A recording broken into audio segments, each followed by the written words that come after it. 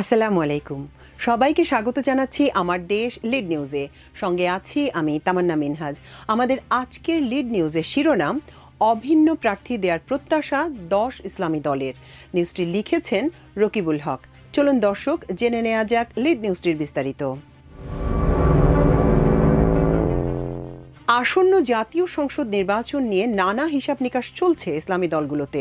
জুলাই বিপ্লবের স্বৈরাচার আওয়ামী সরকারের পতন পরবর্তী পরিস্থিতিতে আগামী নির্বাচনকে বিশেষ গুরুত্বের সঙ্গে দেখছে সংশ্লিষ্টরা। তাদের মতে ইসলাম বিদ্বেষী চক্রের ষড়যন্ত্রের অংশ হিসেবে গত 15.5 বছর নানা দ্বন্দ্ব, বিভেদ এবং ভয়াবহ জুলুম নির্যাতনের মাধ্যমে ইসলামী দলগুলোকে দমন করে রেখেছিল হাসিনা সরকার। তবে নতুন বাংলাদেশে নতুন সম্ভাবনার সৃষ্টি হয়েছে।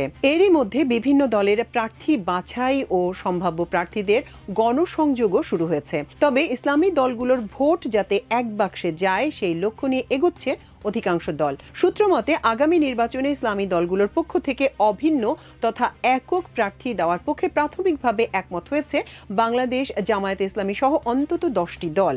বাকি দলগুলো হলো ইসলামী আন্দোলন, খেলাফত মজলিস, বাংলাদেশ খেলাফত মজলিস, খেলাফত আন্দোলনের 2টি অংশ, ইসলামী ঐক্যজোটের একাংশ, জমিয়তে উলামা ইসলামের একাংশ এবং নেজামে ইসলামী পার্টির 2টি অংশ। সমমনা কিছু দলও তাদের সঙ্গে যুক্ত হওয়ার সম্ভাবনা রয়েছে বলে জানা গেছে। আর জমিয়তে উলামায়ে ইসলাম ও ইসলামী ঐক্য জোট তাদের একটি অংশ বিএনপির সঙ্গে নির্বাচনে যাওয়ার প্রস্তুতি নিচ্ছে। এছাড়া মাজার পীর তরিকতপন্থী দল ও সংগঠন নিয়ে আলাদা জোট করে সব আসনে নির্বাচনে অংশ নেওয়ার চিন্তা করছে পতিত আওয়ামী সরকারের সর্বশেষ নির্বাচনে অংশ নেয়া বাংলাদেশ ইসলামিক ফ্রন্ট। যদিও রাজনৈতিক অঙ্গনে দলটির তেমন কোনো অবস্থান নেই বলেই জানা গেছে।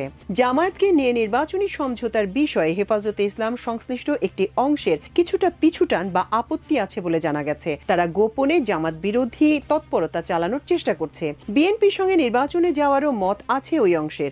তবে সামগ্রিকভাবে তাদের সেই বিরোধিতার কোনো প্রভাব সবার উপর পড়বে না বলেই অনেকে মন্তব্য করেছেন। কারণ এরই মধ্যে জামাত সহ প্রায় সব ইসলামিক দল ও শীর্ষ আলেমদের নিয়ে সিরিজ বৈঠক হয়েছে বলে জানা গেছে। এ বিষয়ে জানতে চাইলে হেফাজতে ইসলামের নায়েবে আমির ও খেলাফত মজলিসের মহাসচিব ডক্টর আহমেদ আব্দুল কাদের বলেন, ইসলামী দলগুলোর নির্বাচনী সমঝোতার বিষয়ে আলোচনা চলছে, তবে এখনো ফরমাল কিছু হয়নি। জামাতকে নিয়ে কোনো বিরোধিতা হবে না বলেই তিনি মনে করেন। ইসলামী দলগুলোর সমন্বয়ে কাজ করা সম্মিলিত ওলামা মোশায়েক পরিষদের সভাপতি ডক্টর খলিলুর রহমান মাদানী বলেন, আগামী নির্বাচনে ইসলামপন্থীদের অভিন্ন বাক্স হবে। এ বিষয়ে সবার সঙ্গে আলোচনা অব্যাহত রয়েছে। গোপন কোনো ষড়যন্ত্রে কেউ পা দেবে না বলেই সবাই অঙ্গীকার করেছেন। সূত্রমতে ইসলামপন্থীদের অগ্রযাত্রা রুখে দিতেই এতদিন ফ্যাসিস্ট সরকার বিভেদের নানা ষড়যন্ত্র করত, তা সংশ্লিষ্ট সবাই বুঝতে পারছেন। তাই নতুন সুযোগকে যথাযথভাবে কাজে লাগাতে চান তারা। ইসলামপন্থীদের ঐক্যের জন্য জামায়াতে ইসলামী উদার উল্লেখ করে দলটির সহকারী সেক্রেটারি জেনারেল মাওলানা রফিকুল ইসলাম খান বলেন, আমিরে জামায়াত স্পষ্ট করে ঘোষণা দিয়েছেন, আগামী নির্বাচনে ইসলামপন্থীদের একটি ব্যালট করতে যতটা ছাড় ও উদারতার প্রয়োজন হয় জামায়াত তা করবে।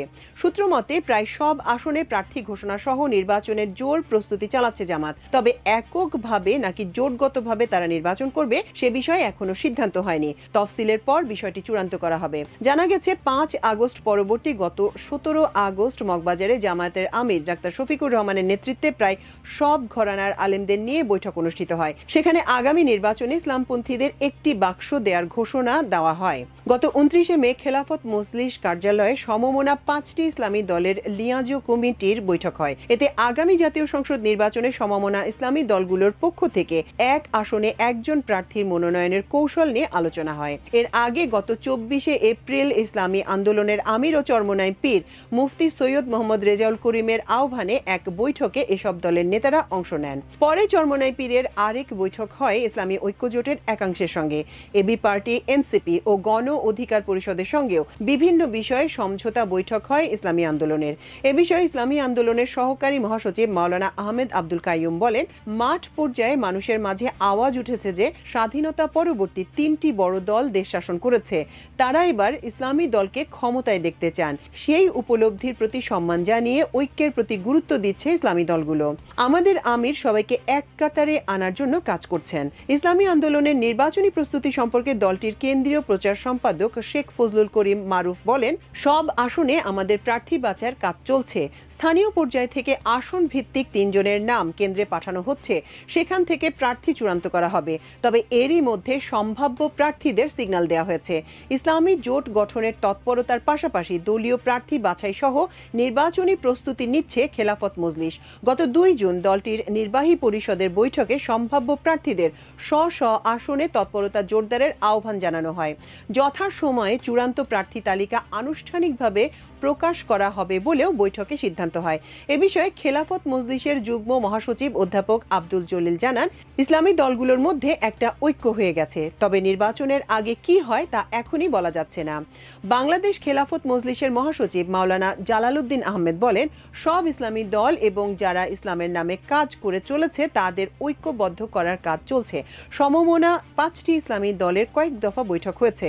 25 জুন আরেকটি বৈঠকে একক প্রার্থী দেওয়ার কৌশল ঠিক করা হবে।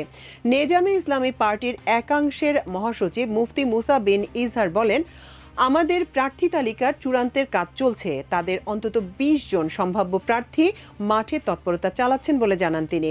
খেলাফত আন্দোলনের একাংশের মহাসচিব মুফতি ফখরুল ইসলাম বলেন, আমরা ইসলামী দলগুলোর সঙ্গে ঐক্য করে নির্বাচনে যেতে চাই। দলের নিবন্ধন প্রসঙ্গে ফখরুল ইসলাম বলেন, বটগাছ প্রতীক সহ নিবন্ধন ফিরে পেতে আমরা নির্বাচন কমিশনে আপিল করেছি। ক্ষমতাচ্যুত আওয়ামী লীগ সরকারের অধীনে নির্বাচনে অংশ নেওয়া এবং তাদের সঙ্গে নেতাদের সম্পর্কের পরিপ্রেক্ষিতে দলের নিবন্ধন আরেকটি অংশের দখলে রয়েছে বলেও তিনি অভিযোগ করেন। খেলাফত আন্দোলনের আরেক অংশের সাংগঠনিক সম্পাদক মুফতি সুলতান মহিউদ্দিন বলেন, ইসলামী দলগুলোর একক প্রার্থী দেওয়ার যে প্রক্রিয়া চলছে আমরাও তার সঙ্গে একমত। আমরা চাই জামায়াত সহ ইসলামপন্থী দলগুলোর ভোটের বাক্স একটি থাকুক। সুলতান মহিউদ্দিন আরও বলেন, পতিত আওয়ামী সরকারের অধীনে দ্বাদশ জাতীয় নির্বাচনে দলটির পক্ষ থেকে 40টির মতো আসনে মনোনয়ন দেওয়া হয়, তবে 9 জন প্রার্থী এতে অংশ নেন বলে জানা গেছে। মুফতি আমিনের স্মৃতি বিজড়িত ইসলামী ঐক্যজোট এখন 2 ভাগে বিভক্ত। 2016 সালের 7 জানুয়ারি বিএনপি জোট ত্যাগ করা নিয়ে বিভক্ত হয় দলটি। একটি অংশ জোট ছাড়লেও মাওলানা আব্দুর রকিবের নেতৃত্বে আরেকটি অংশ বিএনপি জোটে থেকে যায়।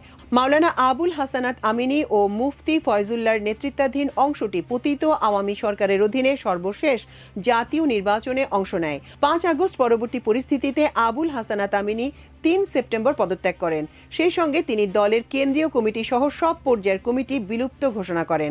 পরে 5 সেপ্টেম্বর দলের জাতীয় সম্মেলনে মাওলানা আব্দুল কাদেরকে চেয়ারম্যান ও মুফতি সাখাওয়াত হোসেন রাজিকে মহাসচিব করে ইসলামী ঐক্য জোটের কেন্দ্রীয় নির্বাহী কমিটি পুনর্গঠন করা হয়। তবে দলটির নিবন্ধন এখনো তাদের নিয়ন্ত্রণে আসেনি। আগামী নির্বাচন নিয়ে ভাবনা সম্পর্কে দলটির মহাসচিব মুফতি সাখাওয়াত হোসেন রাজি বলেন, আমরা সাংগঠনিক কাজ জোরদার করেছি। একই সঙ্গে সম্ভাব্য প্রায় অর্ধশত নেতাকে আগামী নির্বাচনের জন্য প্রস্তুতি নিতে বলা হয়েছে। তিনি নিজেও কুমিল্লা 3 ও ব্রাহ্মণবাড়িয়া 2 আসনে নির্বাচনের প্রস্তুতি নিচ্ছেন। মুফতি সাখাওয়াত বলেন, আমরা সম্ভাব্য ইসলামী জোটের সঙ্গে নির্বাচনে যেতে চাই, তবে পুরনো শরিক হিসেবে বিএনপির সঙ্গেও সম্পর্ক আছে। তিনি বলেন, নতুন কমিটির অধীনে দলের নিবন্ধন ফিরে পেতে সব শর্ত মেনে ইসিতে আবেদন করা হয়েছে, তবে ইসি ধীর গতিতে কাজ করছে। বিএনপির সঙ্গে নির্বাচনে যেতে চায় জমিয়তে উলামায়ে ইসলামী বাংলাদেশ নিবন্ধনহীন এক অংশ দলটির সম্ভাব্য 4 প্রার্থী নির্বাচনের প্রস্তুতি নিচ্ছেন। তারা হলেন কুমিল্লা 6 আসনে মাওলানা গোলাম মহিউদ্দিন ইকরাম, যশোর 5 আসনে মাওলানা রশিদ বিন ওয়াক্কাস, সুনামগঞ্জ 3 আসনে সৈয়দ তালহা আলম এবং সুনামগঞ্জ 1 আসনে হাফিজ রশিদ আহমেদ। দলটির যুগ্ম মহাসচিব মাওলানা ওয়ালিউল্লাহ আরমান বলেন, দলের নিবন্ধনের জন্য আমরা সব শর্ত মেনে ইসিতে আবেদন করেছি। দলটির মহাসচিব গোলাম মহিউদ্দিন ইকরাম বলেন, আমরা 26 বছর ধরে বিএনপির সঙ্গে আছি। আগামী নির্বাচনেও বিএনপির সঙ্গে তাদের সিদ্ধান্ত অনুযায়ী অংশ নেব। আমাদের চাওয়া থাকবে 7টি আসন, তবে বিএনপির সিদ্ধান্তই মেনে নেব। নেজামে ইসলামী পার্টির একাংশের নির্বাহী সভাপতি মাওলানা AKM আশরাফুল হক বলেন, আমরা বিএনপির সঙ্গে যুগপৎ আন্দোলনে ছিলাম, তবে আগামী নির্বাচনে আমরা ইসলামী সমমনা সম্ভাব্য জোট থেকে অংশ নিতে আগ্রহী। আশরাফুল হক আরও বলেন, কোনো জোটের সঙ্গে সমঝোতা হলে অন্তত 3 আসনে তারা নির্বাচন করতে চান। পতিত আওয়ামী সরকারের অধীনে সর্বশেষ দ্বাদশ জাতীয় সংসদ নির্বাচনে অংশ নেয় বাংলাদেশ ইসলামিক ফ্রন্টের 38 জন প্রার্থী। আগামী জাতীয় নির্বাচনেও তারা একটি জোট করে অংশ নেয়ার প্রস্তুতি নিচ্ছে। এ বিষয়ে দলের চেয়ারম্যান এম মতিন বলেন, আমরা রাজনৈতিক, তরিকতপন্থী ও আহলে সুন্নত ওয়াল জামাত সংশ্লিষ্ট 3টি প্ল্যাটফর্মের সমন্বয়ে একটি জোট গঠন করতে চাই। পীর মাজার তরিকত সুফিবাদ ও আহলে সুন্নত ওয়াল জামাতের অনুসারীদের নিয়ে এই জোট হবে। দলের নিবন্ধন রক্ষা ও নেতাদের নিরাপত্তার কথা চিন্তা করে চাপে পড়ে বাংলাদেশ ইসলামিক ফ্রন্ট দ্বাদশ জাতীয় সংসদ নির্বাচনে অংশ নিয়েছে বলে মন্তব্য করেন এম এ মতিন।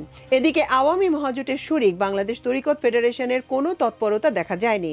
একইভাবে আওয়ামী সুবিধাভোগী মিসবাহুর রহমান চৌধুরীর বাংলাদেশ ইসলামী ঐক্যজোট ও ফরিদুদ্দিন মাসুদের বাংলাদেশ জমিয়াতুল উলামার কোনো কর্মকাণ্ড নেই বলেই জানা গেছে। দর্শক, আমাদের আজকের লিড নিউজের আয়োজন ছিল এই পর্যন্তই। ইনশাল্লাহ আগামীকাল একই সময় একই চ্যানেলে আপনাদের সামনে আরেকটি লিড নিউজ নিয়ে হাজির হব। সে পর্যন্ত আল্লাহ আপনাদের সবাইকে ভালো রাখুন, সুস্থ রাখুন এবং দেখুন, শুনুন, সাবস্ক্রাইব করুন, শেয়ার করুন এবং অবশ্যই কমেন্ট করুন আমার দেশ ইউটিউব চ্যানেলে। এতক্ষণ সঙ্গে থাকার জন্য অশেষ কৃতজ্ঞতা। আল্লাহ হাফেজ।